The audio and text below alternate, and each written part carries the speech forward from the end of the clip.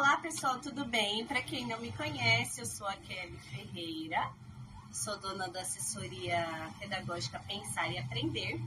Estou aqui para falar com vocês sobre um assunto muito importante. Uma pausa para fechar a janela, né, gente? Porque aqui tá um barulho muito forte. Vamos lá. Muitas pessoas me procuram perguntando sobre a questão do reforço escolar, tá? Quero esclarecer alguns pontos com vocês.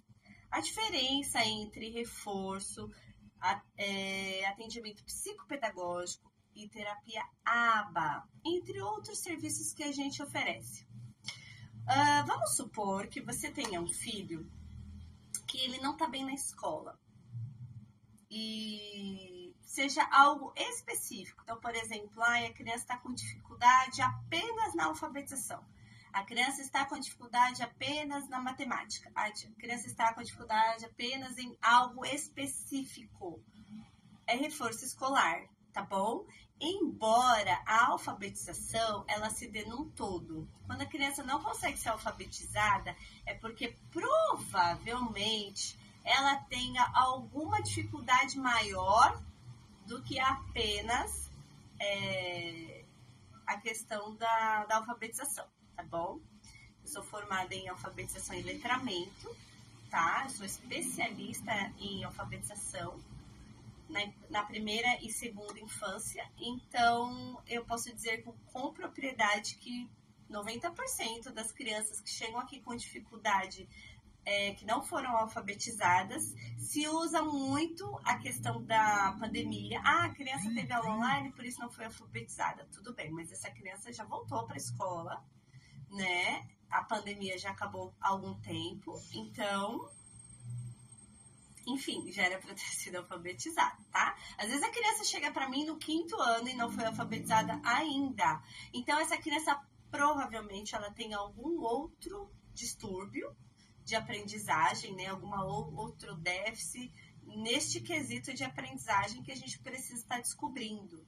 Para isso, a gente primeiro inicia o reforço. E aí pode ser que essa criança, além do reforço, ela precise de um atendimento psicopedagógico. Kelly, qual que é a diferença do reforço para o atendimento psicopedagógico? O atendimento reforço escolar, eu vou lá e eu vou ensinar. Por exemplo, a criança não sabe tabuada, a criança não sabe a conta de mais e menos, armar, efetuar o processo. A gente trabalha o processo cognitivo, vai lá e aplica a matéria. Isso é o reforço escolar. A criança não é alfabetizada, a gente vai lá e aplica a alfabetização. Ok, deu certo. É reforço escolar. A partir do momento que a gente percebe que há alguma dificuldade a mais, a gente passa para o atendimento psicopedagógico. Por quê? Porque aí eu preciso trabalhar essa criança num todo, tá? Eu tenho que verificar foco, eu tenho que verificar atenção, eu tenho que verificar se há um déficit de atenção, eu tenho que verificar se ela tem uma descalculia, uma disgrafia, uma desortografia, se ela tem uma dislexia. Por exemplo, aquelas crianças que falam corretamente e escrevem errado. Por exemplo, sapo escreve sato, tá? Então, tem muito isso também. É uma coisa que a gente observa bastante. Então, a gente não trabalha só a questão cognitiva. A gente trabalha o concreto, o cognitivo e também as outras habilidades que essa criança precisa adquirir que provavelmente ela não tem, tá bom? Para isso é a sessão psicopedagógica, porque a gente trabalha o emocional também, a gente trabalha a autoestima, porque geralmente essa criança ela vem com uma autoestima muito baixa. Uma criança que está no 5º ano, 6º ano, não foi alfabetizada, 4º ano, gente, essa criança chega, aparentemente está tudo bem, mas ela chega com a autoestima dela destruída. Então, assim, ela tem medo de errar, aí o que ela vai tentar fazer? Ela vai tentar adivinhar a resposta, ela não vai pensar. Essa criança não chega pra gente como um ser pensante. ela chega como copista. Ela é uma excelente copista, mas ela não pensa, ela não raciocina. Então, a gente começa a desenvolver todas essas habilidades cognitivas para que essa criança comece a raciocinar.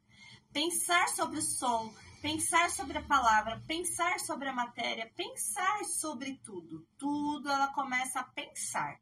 E aí vai desenvolvendo essa parte do cérebro que tá parada ali, né? Tá atrofiada, então a gente tem que, é como um músculo, a gente vai desenvolver também, tá bom? Qual é a diferença agora de uma terapia ABA, um TEA? A diferença é que nós temos outros distúrbios, como autismo, Asperger, né? Que hoje em dia a gente chama tudo de autismo, mas eu ainda gosto de separar, porque tem algumas questões do Asperger que eu não vejo no autismo, tá bom, gente? Mas aí é uma visão minha, particular minha. Enfim, tem síndrome de Williams, outros tipos de síndrome, outros tipos de patologias que a gente trabalha também.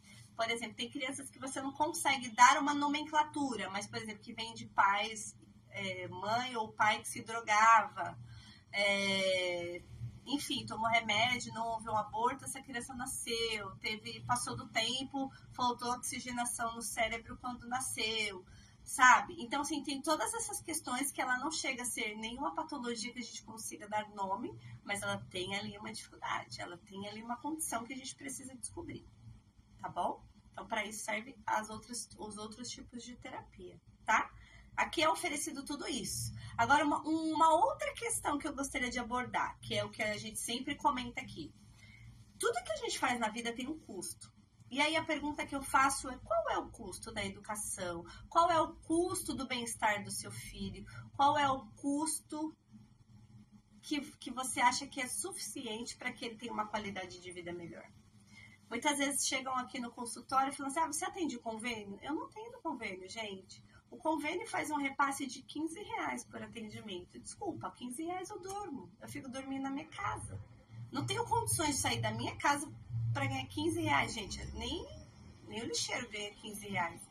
Então, assim, mas por que clínicas atendem convênio? Clínicas atendem convênio para ganhar nome, né, para ganhar status, e depois que ela obtém isso, aí ela se descredencia do convênio e é onde os pais passam o perrengue. Por quê? Porque tá passando com a psicopedagoga, tá passando com uma terapeuta, de repente no mês seguinte já não tem mais ela. Aí o que acontece com essa criança? Ela vai do 0 ao menos 0, né? Ela tava no 2, 3, ela vai pro menos 0, né? Menos 1, menos 2, menos 3. Porque não houve uma eficácia nesse tratamento, tá? Então é importante vocês avaliarem que tudo há um custo, tá? Profissionais bons têm um custo. E olha que o meu tá bem abaixo da média, tá? Tem profissionais que cobram muito mais. Mas eu vejo, assim, uma discrepância. Por quê? Porque o governo, quando uma criança ela tem uma síndrome, o governo ela subsidia, ele dá um subsídio, tá? Acredito que é um salário mínimo e meio, para que seja custeado essas terapias. E eu vejo muitas famílias, é até triste falar isso, mas eu vejo muitas famílias usando o benefício para pagar contas da casa, e essa criança não tem nenhum tipo de desenvolvimento porque os pais falam que não tem condições de pagar. Então, assim, é complicado, sabe?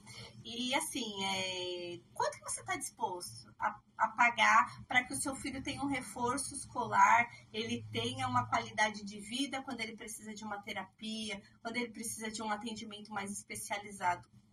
Quanto que está valendo o seu filho? Às vezes a gente vai numa balada, né? A gente, que eu digo, as pessoas vão numa balada numa noite e gasta-se muito com outras coisas, as mães cuidando da sua aparência, tudo, mas e a criança? Quando a gente tem um filho, tem que ter responsabilidade. E a responsabilidade dos filhos vem em primeiro lugar, né? A gente fala que eles não pediram para vir ao mundo.